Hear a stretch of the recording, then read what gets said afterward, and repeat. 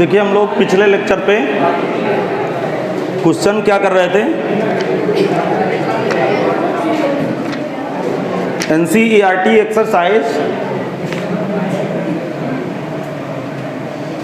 6.5 पे हम लोग काम कर रहे हैं और इस पे हम लोग क्वेश्चन कर चुके थे। 5वें का दूसरा पार्ट करना है भाई। देखें सब लोग, देखें क्वेश्चन क्या लिखा हुआ है, एफ एक्स बराबर sine x plus cos x, x belongs to 0 से पाई। अच्छा, सब लोग इधर कनेक्ट हो जाएं तेजी के साथ।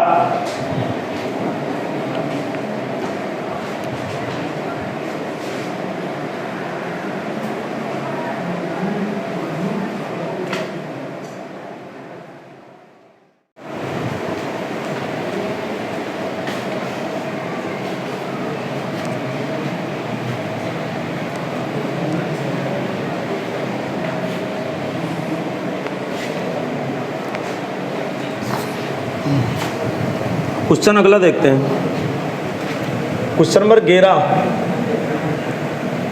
क्वेश्चन कह रहा है कि एक फंक्शन है y बराबर, या एफ एक्स से मान ले रहा हूँ फंक्शन को, एफ एक्स बराबर माना, सुनिएगा, x की पावर 4 माइनस का 62x स्क्वायर प्लस का ax प्लस 9। बढ़िया क्वेश्चन है और x बिलोंग्स टू इंटरवल दिए 0,2। जरा सुने, बहुत ध्यान सुनिएगा।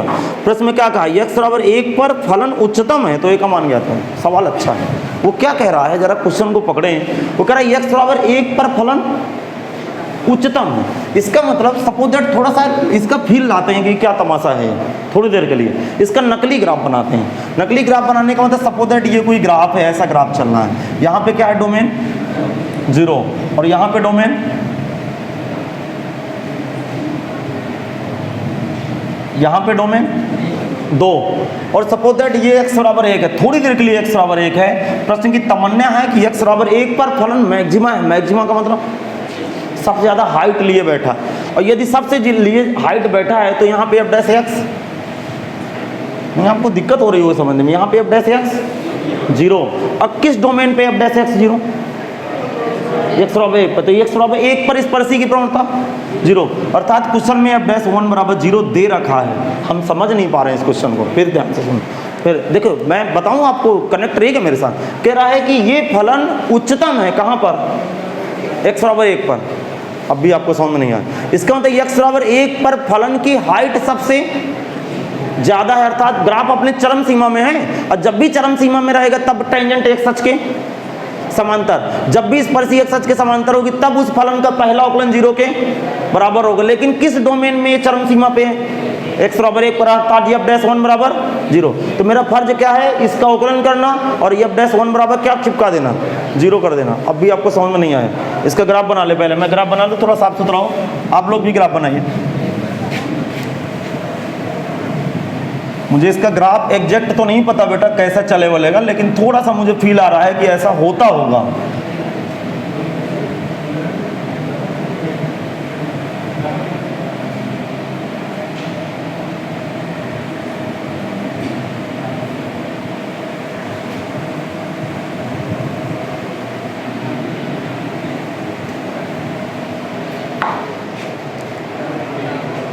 ये समझ में आया कि नहीं आया? एक्चुअल में मैं असली ग्राफ बनाया हूं कि नकली? नकली इसलिए बनाया हूं क्योंकि मुझे इसके ग्राफ का कोई इंटरेस्ट नहीं है। मेरा ये समझाने का उद्देश्य है कि ये ग्राफ जहां x बराबर 1 डोमेन पा रहा होगा उस समय सबसे ज्यादा इसकी हाइट होगी और उस समय स्पर्शी की प्रवणता क्या होगी, 0 होगी। अरे समझ में नहीं आया क्या आपको? देखेंगे समीकरण 1 का, समीकरण 1 का x के सापेक्ष अवकलन करने पर f डैश x बराबर 4x क्यूब, समीकरण 1 का x के सापेक्ष अवकलन करने पर, समीकरण 1 का x के सापेक्ष अवकलन करने पर 4x³ माइनस का 62 गुणे 2 124x प्लस का a। अब लिखेंगे कारण, क्योंकि x बराबर 1 पर फलन उच्चतम है, इसलिए f'(1) 0। उम्मीद है कि ये ग्राफ आपको महसूस करा दिया होगा कि f'(1) बराबर 0। कितने लोगों को पता है ये किसकी वैल्यू है? f' की। f'(1) ज्ञात करने के लिए यहाँ x की जगह 1 लगा दूँ, तो 1 लगाऊंगा तो 4 माइनस का 124 प्लस a बराबर 0, तो माइनस 120 प्लस a बराबर 0। क्वेश्चन में क्या मांगा जा रहा था? a का मान आ चुका। और मुझे लग रहा है यदि ये परीक्षा में सवाल आए तो आप मतलब आपका दिमाग थोड़ा सा तड़पेगा कि मैं कैसे सवाल को करूं, जबकि बिल्कुल सस्ता सवाल है। इससे सस्ता सवाल पूरे एक्सरसाइज में नहीं मिलने वाला।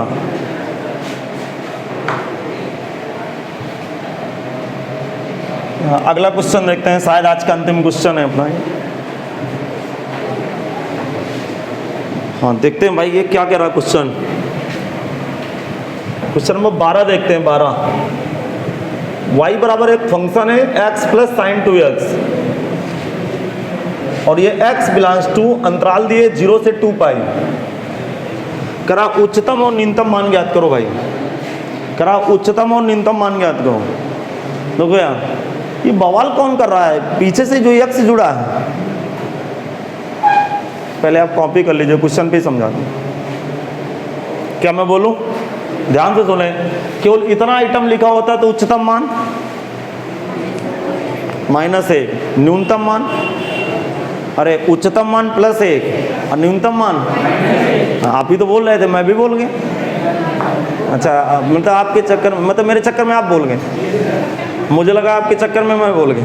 कोई बात नहीं, होता रहता है। तो sin 2x का बड़ा मान +1 छोटा मान, लेकिन ये उत्तर sin 2x के मत्थे थोड़ा देंगे, पीछे x भी लगा है। तो अब ये इंटरवल भी दिए, तो ये क्या कराएगा हमसे? पहला अवकलन कराएगा या फिर ग्राफ बनाए। तो ग्राफ बनाना थोड़ा सा समय लगेगा, टाइम टेकन है। इससे बढ़िया मैं अवकलन समझा देता हूँ, फिर ग्राफ से भी करा दूंगा, कोई दिक्कत नहीं। लिखेंगे समीकरण 1 का x के सापेक्ष अवकलन करने पर।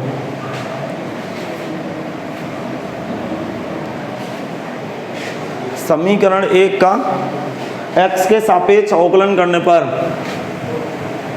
dy/dx x का 1 sin 2x का 2 cos 2x। ठीक है भाई। अब देखिए जरा सुनिएगा, बहुत अच्छा जवाब यहाँ से मिलेगा आपको। लिखेंगे फलन के उच्चिष्ट तथा निम्नलिखित मान के लिए dy/dx बराबर 0, 1 प्लस का 2 cos 2x बराबर 0, cos 2x बराबर -1। अब सुने भाई, cos 2x बराबर लिखा बेटा, अरे 2 cos 2x है नहीं, 2 cos 2x बराबर -1, तो cos 2x बराबर -1/2। अब मान कैसे रखेंगे? अब जरा सुने, अब दिमाग लगाएंगे थोड़ा सा। देखो ये कहाँ से कहाँ तक उत्तर देना है, मतलब x के मान 0 से 2 पाई के बीच चलेगा, 0 भी चलेगा और 2 पाई भी चलेगा। अब जरा दिमाग लगाएं। सबसे पहले ऐसी अवस्था में बचने के लिए आप cos s का ग्राफ बनाएं। बस cos s का ग्राफ बनाते ही आप बच जाएंगे इस क्वेश्चन से, अथवा मौत है भाई, 100% आप इधर उधर कर डालोगे। बताइए यहाँ पे मान कितना होता है? 90। ठीक है, 90 के बाद ये वाला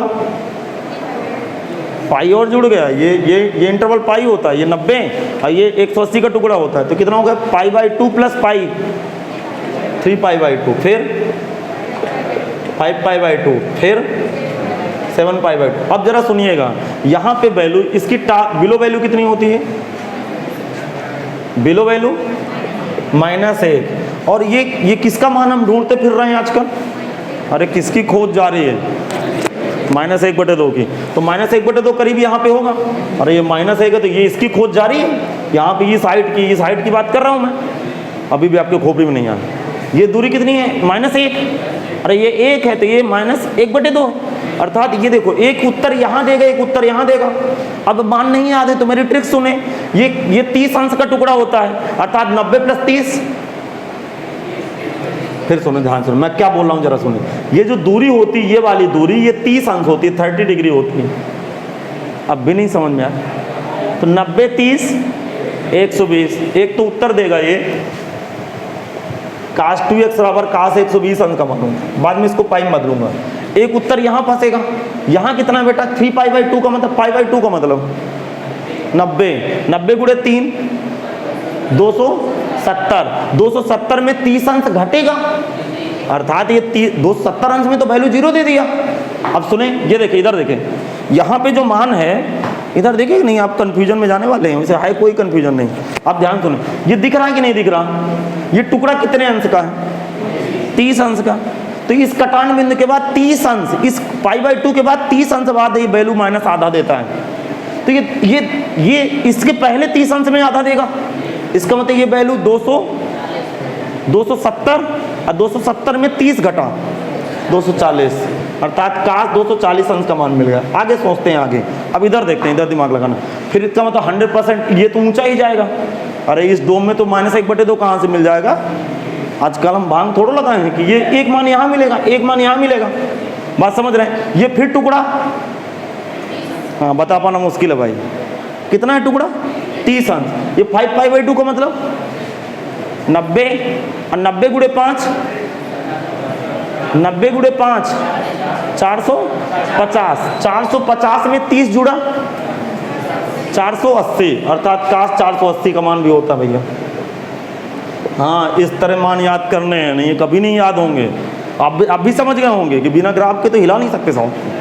अब जरा सुनिए, अब देखो ये 7 पाई बाई 2 का मतलब पाई बाई 2 90, 9 गुणे 7 630 अंश, 630 में 30 घटा मतलब cos 600 अंश। अरे समझ में नहीं आया, अब सुनो, इसके आगे जाना बेवकूफ़ी भरा कदम है। क्यों बेवकूफ़ी भरा कदम है, जरा दिमाग लगाइए। 2 पाई का मान कितना होता है, 2 पाई का मान 360 अंश, जब इसको 2 का भाग लगाऊंगा तो यहाँ 300 अंश बनेगा। अभी आपको खोपड़ी में नहीं आया, अरे 2x के मान है ना ये, तो x का मान 300 डिग्री तक जाएगा, इसके बाद जो एक डोम ऊपर होगा उसमें तो +1/2 मिलेगा नहीं, अरे -1/2 इसमें मिलेगा क्या, फिर इसके नीचे वाले में मिलेगा, तब तक ये 2 पाई पार कर चुका होगा। अब भी नहीं समझ में आया, आगे समझ, इसका मतलब यहीं तक एग्जिस्ट करेगा, आगे इसका लेना बेवकूफ़ी भरा कदम है, इसलिए हमेशा डोमेन दे रखा होता है। अब चलिए आगे बढ़ाते हैं गाड़ी को। हाँ अब सुने, बताइए यहाँ से 2x बराबर कितना बैठा है, 120 डिग्री, 240 डिग्री, 480 डिग्री, 600 डिग्री, और x बराबर कितना है 60 डिग्री, 120 डिग्री, 480 का आधा, 240 डिग्री, और x बराबर 300 डिग्री। अब सुने भाई, चलो इनको पाई में कन्वर्ट कराइएगा, चलिए पाई में कन्वर्ट करो, ये पाई बाई 3, ये 2 पाई बाई 3, जान के अच्छा लगेगा आपको। 240 में बताओ क्या होगा, 4 पाई बाई 3, फिर ये कितना 5 पाई बाई 3। अब सुने, डोमेन पहला कौन डोमेन उठाएं, 0, लिखेंगे x बराबर 0 पर रेंज, वो संभाल के बैठेगा नहीं, रेंज भी ज्ञात करना मुश्किल हो जाएगा आपके लिए। अब सुनिएगा, x बराबर 0 पर रेंज, x बराबर 0 रखूंगे तो y 0 प्लस साइन 0, सबसे सस्ता मान 0 दे गया भाई। अब देखना, इसके बाद पाई बाई 3 पे देख करूंगा मैं, x बराबर पाई बाई 3 पर रेंज, y बराबर, ये भरना मुश्किल नहीं है लेकिन ट्राई करेंगे आप, मतलब प्रैक्टिस करेंगे ताकि जल्दी से भर पाए परीक्षा में, नहीं फिर आप समय लेंगे और समय बाउंड रहता परीक्षा पे। अब जरा सुनिएगा, पाई बाई 3 जरा रख के देखिए, पाई बाई 3 प्लस का sine 2 pi by 3, 2 pi by 3, pi by 3 का मतलब 60 अंश, 60 गुणे 2 120 अंश का मान। देखो मदद के लिए साइनस का ग्राफ बना ले तो ज़्यादा आसान रहेगा, मदद के लिए ग्राफ बना ले साइन एक्स का। यार यहाँ जगह नहीं मेरे पास, और इधर की तरफ ग्राफ ले आता हूँ थोड़ी देर के लिए।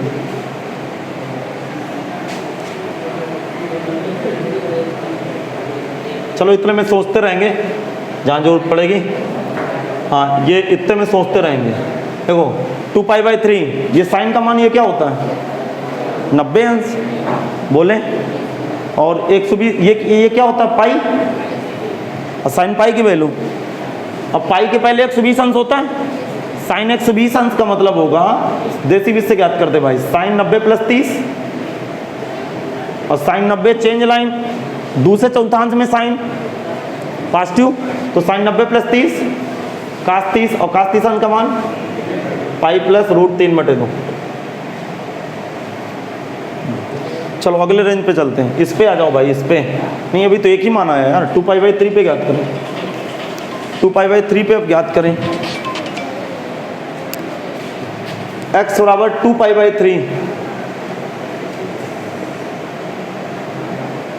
पर रेंज y = 2π/3, सुना दिमाग लगाना भाई, 2π/3 मैं बोलूं भाई, 2π/3 और प्लस का साइन, दिमाग लगाना, 2π/3 रखूंगा तो 2 × 2π/3, समझ गए भाई।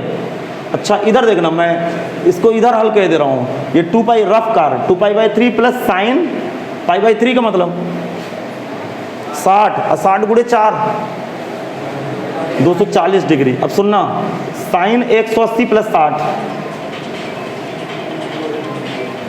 एक से एक बेवकूफ़ है यार, एक बार फ़ोन नहीं उठा तो जब तक नहीं उठेगा तब तक प्राण ले लेंगे।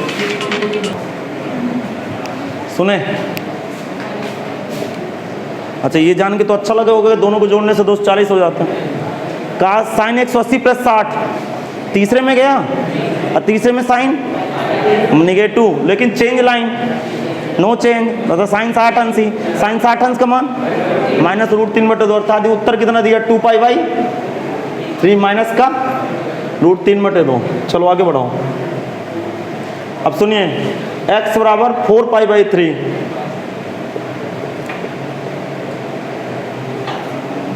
रेंज y = x 4π/3 पर रेंज y बराबर, सुनिएगा समय आ गया भाई आपका, 4π/3, सुनो दिमाग लगाना, प्लस साइन, अब 4π/3 यहाँ डालूंगा तो 4π/3 × 2 8π/3, नहीं आया समझ, 2 का गुणा भी तो है, अरे इसमें डोमेन में 2 का गुणा नहीं है यहाँ पे।